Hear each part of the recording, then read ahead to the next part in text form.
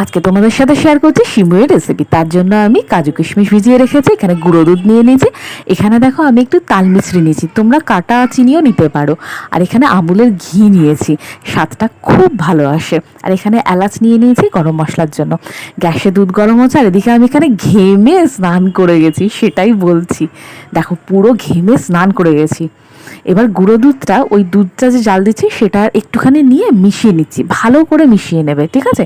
দেখো এরকম বেশ একটু ঘন ঘন করে আমুলের যে গুঁড়ো দুধটা সেটা ভালো করে মিশিয়ে নেবে। এবার কড়াইয়ে আমি ঘি দিয়ে দিয়েছি, আমি 2 থেকে 3 চামচ ঘি দিয়েছি। তারপর কাজু কিশমিশটা ভালো করে লাল লাল করে ভেজে নিয়ে তুলে নিলাম।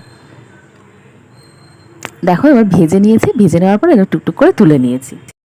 এবার ওই ঘিটার মধ্যেই আমি আবার সিমুইগুলো দিয়ে নিলাম। আর এইদিকে পাশের গ্যাসে দেখো দুধটা আমার মানে উতলে গেছে, ভালো মতোই জাল হয়ে গেছে। দুধটা কিন্তু ভালো জাল